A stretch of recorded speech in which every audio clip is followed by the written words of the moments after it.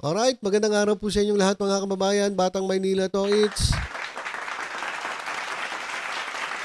kamusta po kayo? Ngayon po ay February 8, 2025, araw po ng Sabado. At ngayong araw na ito, pag-usapan natin itong nasa ating screen.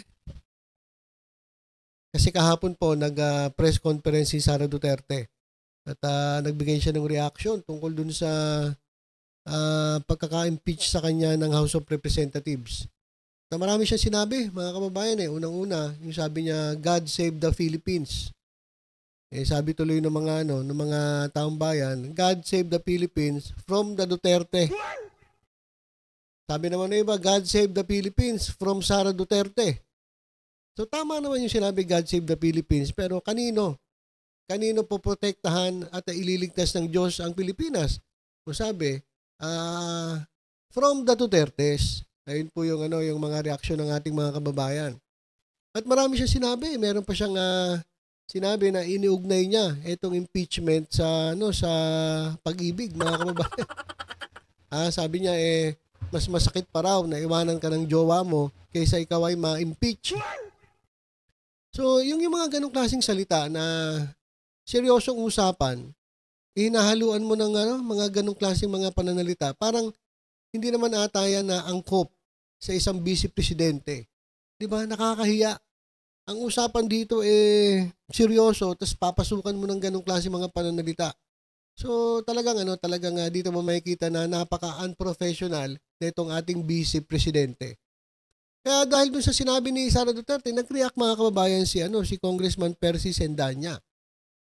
Nag-react po siya at dun sa reaction ni Percy Sendanya, nagsalita rin si Bato de la Rosa. At grabe yung sinabi ni Bato de la Rosa, mga kababayan, nakakahiya din. Lalong-lalo na sa mga kababayan natin, mga PWDs. Pero mga kababayan, bago natin ituloy itong ating usapan, silip lang muna tayo dito sa lungsod ng Maynila, mga kababayan.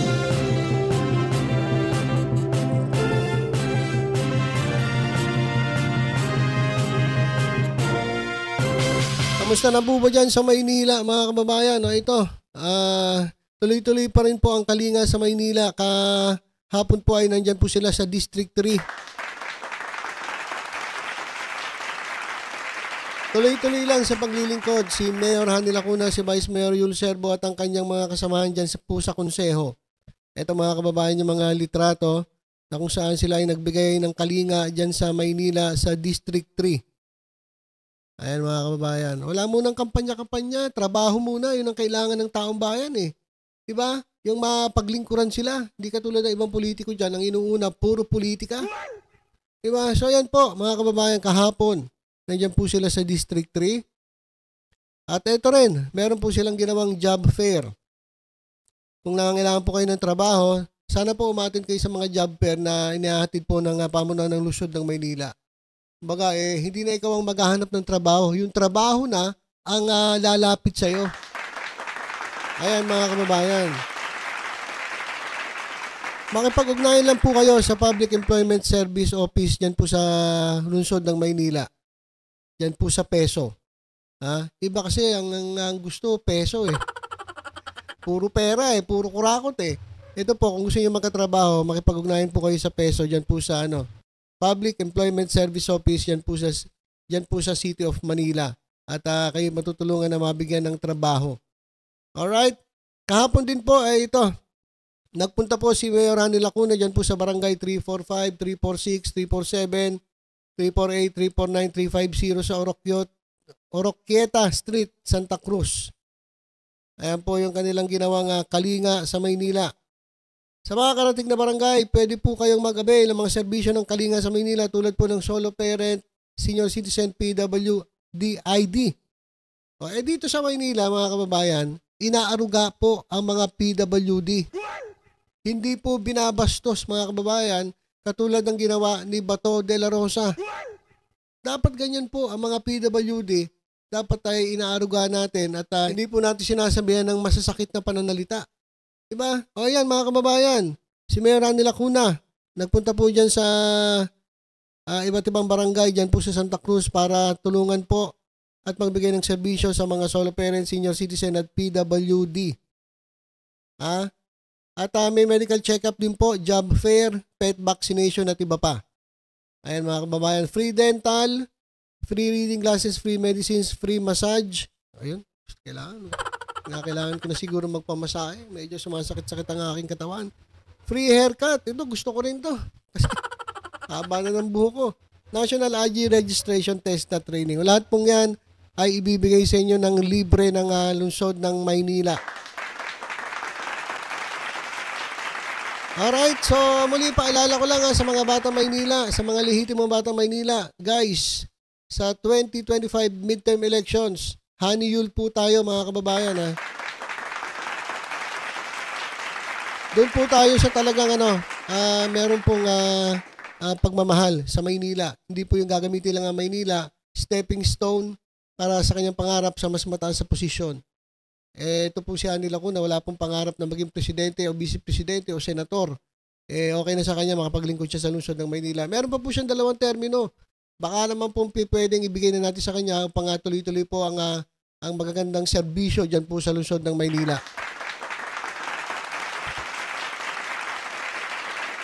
Okay, balik tayo dito kay Bato de la Rosa. Nag-react po kasi si Percy Sendanya. Nag-react po siya doon sa sinabi ni Sara Duterte. Kaya sabi ni Percy Sendanya ng Akbayan Party List, ito mga kababayan, wala akong actually kahit akbayan ka o inakbayan ka o kahit anong akbay pa yan, hindi importante sa akin yung kinabibilangan mo. Yung sinasabi mo, yung ginagawa mo, yan ang importante sa akin. Kahit anong grupo ka pa, pag mali ginawa mo, hindi ka naman puubra at talagang kakalimbangin kita. Pero pag tama naman ang ginagawa mo, nagsasalita ka lang base sa iyong opinion, okay lang yun, walang problema nun. Katulad ng ginawa niya. Dahil nga sabi ni Sara Duterte, masakit pa raw ang iwanan ng jowa kaysa ma-impeach. Sabi tuloy ni Congressman Percy Sendanya, gusto kong sabihin kay BP Sara, hindi ito usapin ng jowaan. Usapin ito ng public accountability at pananagutan. Tama naman Diba? Huwag mong gawing biro yun kasi importante itong impeachment process. Ikaw ay mananagot sa mga issue na unang-una hindi mo sinasagot kasi. Alam mo kung sinasagot mo lang, wala na sanang impeachment. Kailangan naming malaman yung pinagagawa mo sa mo dinala yung pera ng taong bayan. Ito po ay usapin ng public accountability at pananagutan, sabi ni Percy. Sabi naman ni Bato, ito matindi. Dito yung makikita kung gaano talaga kabastos etong si Bato de la Rosa. Kaya ako, sabi ko sa inyo, talagang ilagay nyo ito sa inidoro mga kababayan Sabi ni Bato, yang mukha mo, sinapak ng di natin alam, kaya ngiwi. Kasi ngiwi po si si Sendanya. Ngiwi po Bakit bang ngiwi? Bakit bang ngiwi? Meron kasing pinagdadaanan etong si Congressman Percy Sendanya. Basta ayun. Ito raw si Sendanya ay isang taong buong tapang na umaharap at nalalampasan ng matinding hamon sa kanyang kalusugan. So meron pa talagang diferensya si Sendanya. Kaya talagang ngiwi yung mukha niya. Hindi natin alam kung na-stroke ba ito o kung ano. Pero malamang ito po may kinalaman sa kanyang kalusugan. Pero sabi ni Bato de la Rosa, yung mukha mo, sinapak ng di natin alam, sinapak daw kaya ngiwi. Kaya sabi ni Bato, lumapit ka nga dito kasi sasapakin kita sa kabilang mukha mo para balanse. Tingnan ninyo yung anong klaseng ugali meron dito si Bato de la Rosa. Sabi nga daw yung mukha ni Percy Sendanya, sasapakin niya rin sa kabila para magpantay. Tama ba yun? Mga kababayan, tama ba yun? Paano kaya mga kababayan kung singilin ng Diyos to? No? Paano kung bumalik sa'yo yung sinabi mo? Baka kung iwi ngayon si Congressman Percy Sendanya, baka mas nangyari sa'yo, baka mas ngumuwi ka pa. Mas lalo tumabingi mukha mo. Ito, kaya nanawagan na itong isa nating kababayan. Ito na, nagsasalita na yung hindi po ito politiko. So kung wala itong bahid ng politika, mga kababayan, nagsalita siya, etong ginawa ni Bato de la Rosa ay labag sa sa dapat na maging behavior ng isang public official. Ito, hindi na natin babasahin yung pangalan niya. Sabi niya, Siya po yung nananawagan sa Senate of the Philippines at Office of the Ombudsman. Sabi niya, posible ba na masuspend o ma-dismiss etong si Bato de la Rosa? Huwag na nating tawagin senator kasi para namang di senator to, mga kababayan, kasi bastos eh. Oh, pwede ba raw masuspend, ma-dismiss si Bato de la Rosa? Kasi marami ng mga violent communications na nangyayari, umiikot po dyan sa social media, at isa ito sa sinabi niya na ikino-consider natin na isang ugali, conduct unbecoming of a public official.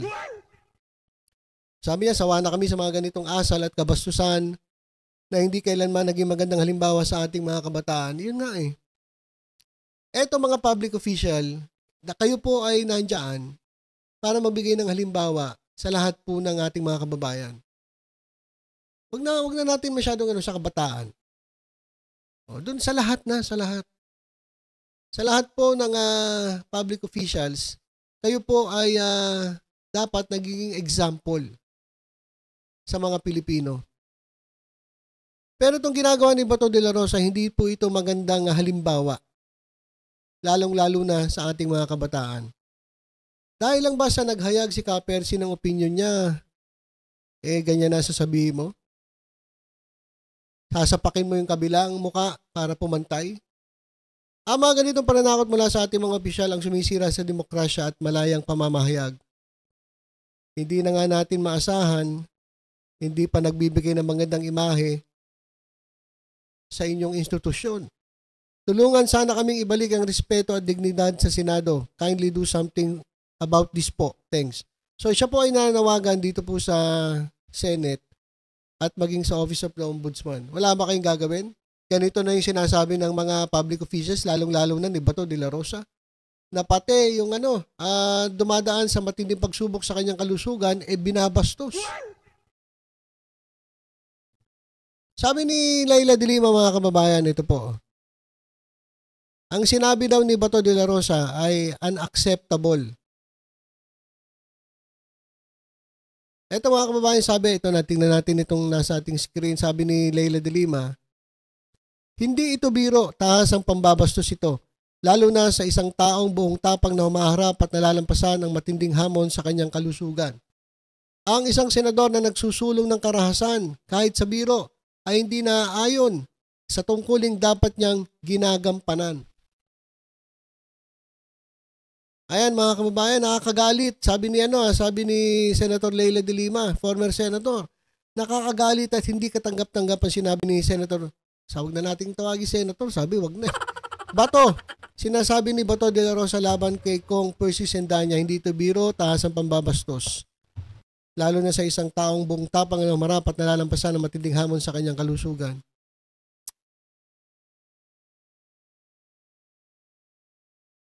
Higit pa rito, insulto ito, hindi lang kay Kong Percy kundi sa mismong posisyon nila bilang mga halal na opisyal. Ang isang senador na nagsusulong ng karahasan kahit sa biro ay hindi naayon sa tungkuling dapat niyang ginagampanan. Buong puso, akong nakikiisa kay Kong Percy. Isang tunay na lingkod bayan ng gobyerno ay dapat lugar ng serbisyo, hindi paninira at pananakot. Kailangan natin respeto, pananagutan at tunay na malasakit sa kapwa. Ayan po yung sinabi ni Senator Leila de Lima. Alam nyo, mga kababayan, kapag ganitong klaseng public official ang ilalagay natin sa posisyon, katulad ni Bato de la Rosa, kawawa po ang Pilipinas. Tama yung sinabi ni Sara Duterte, God save the Philippines. God save the Philippines from the Dutertes at God save the Philippines from Bato de la Rosa. Ayan po dapat talagang malaman ng mga Pilipino na kailangan po nating mamili talaga ng mga opisyal ng ating bayan, senator, congressman, kahit anong posisyon pa yan. Mamili po tayo ng hindi bastos. Hindi po susulong ng karahasan at nang babastos ng mga tao na merong problema po sa kanilang kalusugan. Paano na? Paano na lang yung mga ordinaryong Pilipino kung yung congressman kaya mong bastusin? Di mas lalo na kaming mga ordinaryong mga Pilipino. Di ba? Mr. Bato de la Rosa, kung kaya mong bastos-bastusin ang mga congressman katulad ni Percy Sendanya na nagbibigay lamang ng reaksyon doon sa kanyang narinig galing kay BP Sara, babasusin mo at sasabihin mo na sasapakin mo, i-ridicule mo, paano na kami, mga ordinary mga Pilipino? Di ba? Kaya, mga kababayan, paalala ko lang po sa inyo, malapit na po ang eleksyon. Sa Mayo na po gaganapin ang eleksyon, ang midterm elections. Kaya, eto pong si Bato de la Rosa ay huwag nyo na pong iboto, mga kababayan. Ibang klase po talaga to. Ibang klase. Nakakagalit po talaga. Imbis na maging halimbawa, wala eh. Kawawa po ang mga Pilipino kapag ito si Bato de la Rosa ay naibalik sa pwesto. Saka napakasinungaling, mga kababayan. Doble kara eh. Sabi niya dati, haharangin na lang impeachment ni Sara Duterte kapag nanalo sila. O kapag hindi nanalo, may hirapan silang harangin ng impeachment. Pero na itong huli, sabi niya, tatayo daw siya at nagigit na daw siya. Kapal na mukha. Magiging patas daw siya. Kailan ka naging patas, Bato de la Rosa? Sa buong termino mo na ikaw ay senador, hindi ka naging patas. Lagi kang may kinikilingan at kinikilingan mo ay itong mga kaibigan ng mga Duterte. Yung kaibigan mo. Tapos sasabihin mo, gigit na ka. Kilala ka na namin, Mr. Bato de la Rosa, kaya, grabe. Kung kaya niya gawin yan sa may mga posisyon sa gobyerno, mga congressman, mas lalo po tayo, mga kababayan. Mas kawawa po tayo dito kay Bato de la Rosa. So, ilan po. Paalala lang po muli. Pagdating po na eleksyon sa Mayo 2025, alam nyo na po kung anong gagawin dito. Ilaglag nyo na po ang bato. Alright, so yun lang po. Basta tutok-tutok lang po dito sa Batang Maynila. Sa iba pang updates. Ingat po tayong lahat. God bless po.